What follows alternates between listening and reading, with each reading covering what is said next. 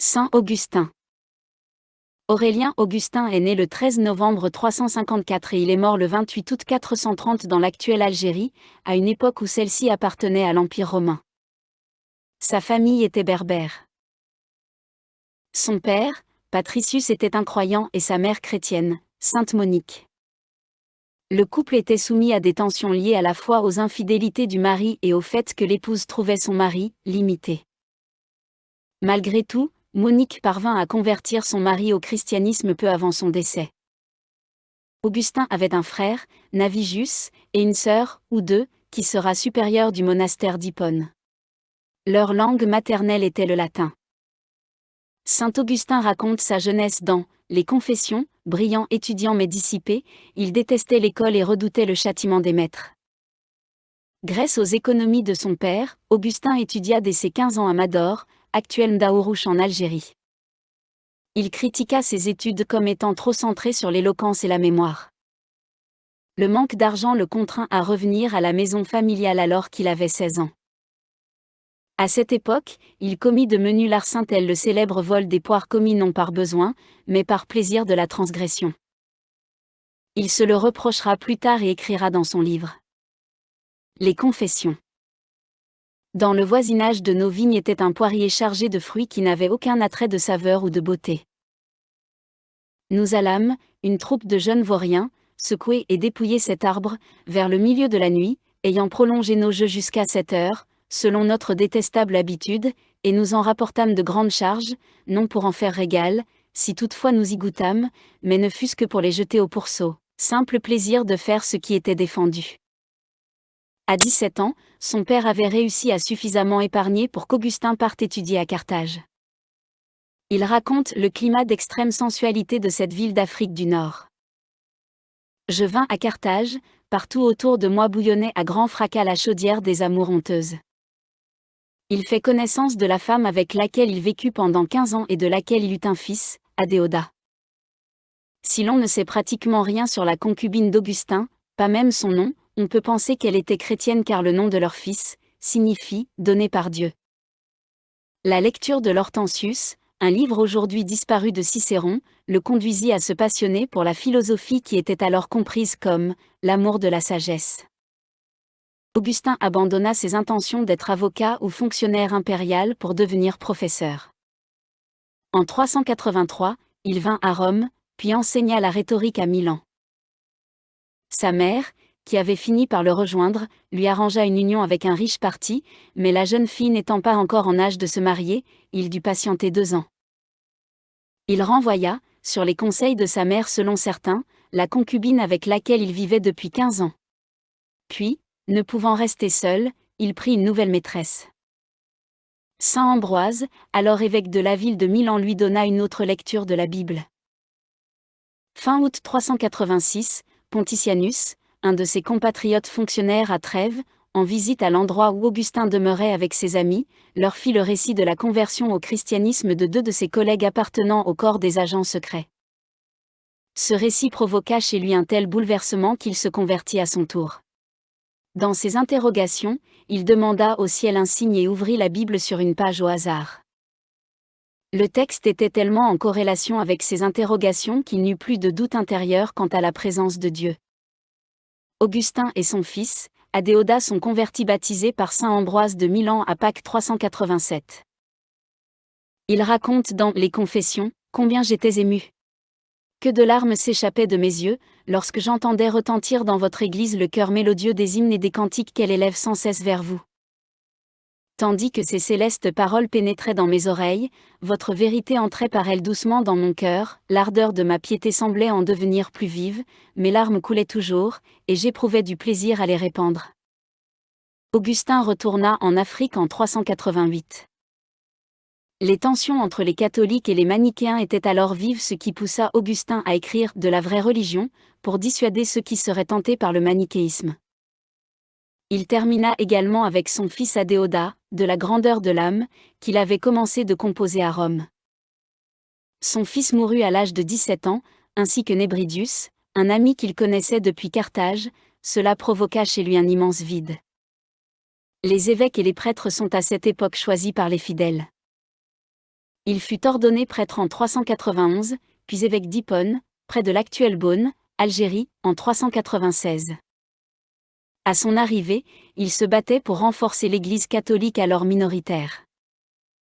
En août 392, il poussa même un adversaire à quitter la ville, lors d'un débat sur des idées religieuses. Il passa les dernières années de sa vie à établir une chronologie de ses écrits, à les relire et à les juger en écrivant les rétractations. À l'époque des invasions barbares en Afrique, il mourut à Hippone lors du siège de Genséric, chef des troupes vandales, le 28 août 430, en laissant derrière lui une œuvre considérable qui lui survit. Il passait ses derniers jours volontairement seul de peur d'être distrait, se concentrant sur la lecture des psaumes de David affichés au mur. Selon la Traumartyrologie de Bède le Vénérable, le corps d'Augustin fut plus tard amené à Cagliari en Sardaigne par des évêques catholiques expulsés d'Afrique du Nord par Hunric. Vers 720, sa dépouille fut déposée à la basilique San Pietro in Ciel d'Oro à Pavie, Italie, par Pierre, évêque du lieu et oncle du roi lombard Luitprand, pour la protéger des raids côtiers musulmans. En janvier 1327, le pape Jean XXI, par la bulle Veneranda Sanctorum Patrum, fit des Augustiniens les gardiens de la tombe.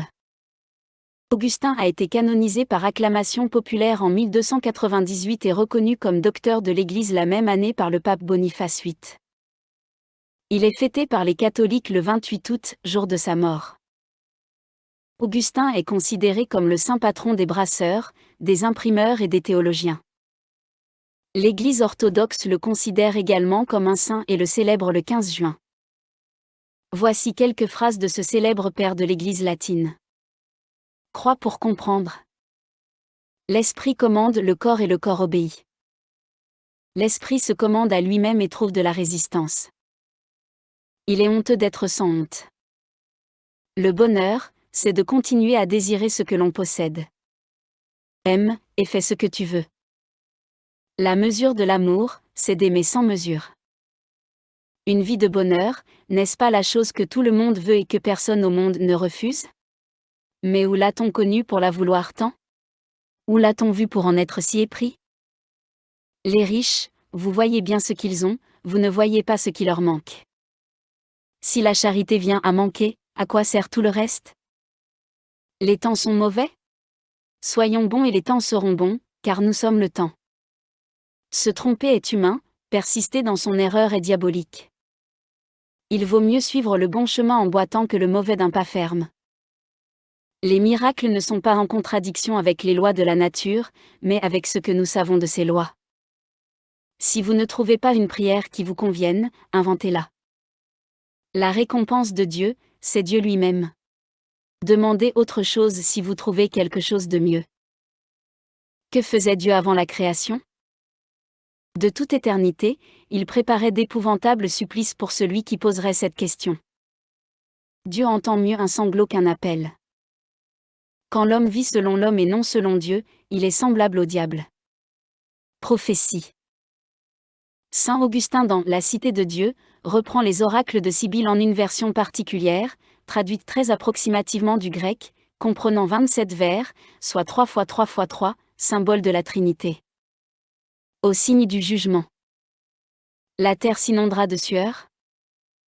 Cette version augustinienne présente un acrostiche, ensemble de vers dont les lettres initiales, lues dans le sens vertical, constituent un nom ou une phrase. Jésus Christus Dei Filius Servator Crux. Elle est notamment citée dans un sermon du Moyen Âge visant à convaincre les incroyants, lu à la veille de Noël. On y invoque tour à tour des personnages de l'Ancien et du Nouveau Testament, puis des figures païennes, Virgile, Nabuchodonosor, et la Sibylle d'Érythrée. Les persécutions. La première persécution, des Romains, a été violente pour forcer les chrétiens de sacrifier aux idoles, on les proscrivait, on les tourmentait, on les égorgeait. La seconde est insidieuse et hypocrite, elle existe actuellement, les hérétiques et les faux frères en sont les auteurs. Il en viendra plus tard une autre, plus dangereuse que les précédentes, car elle joindra la séduction à la violence, c'est la persécution de l'Antéchrist.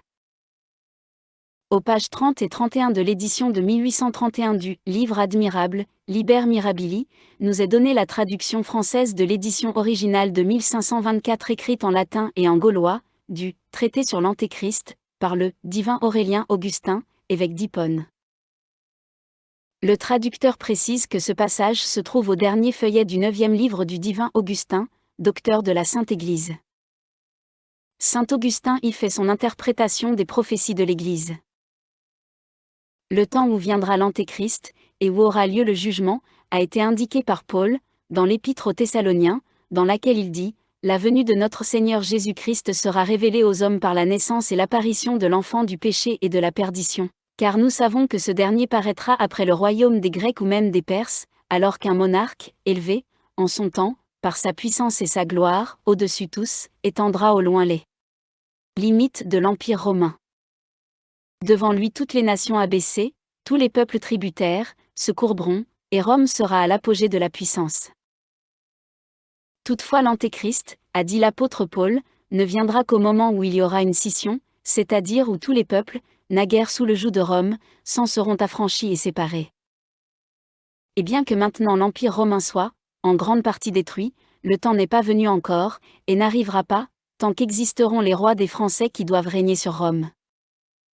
La dignité romaine ne périra pas complètement, jusqu'au temps où un roi des Français gouvernera l'Empire romain tout entier. Ce monarque le plus grand qui aura jamais existé, après un règne plein de bonheur, il viendra jusqu'à Jérusalem, et sur le mont Olive, déposera son sceptre et son diadème. Ce sera la fin et la consommation des empires romains et chrétiens.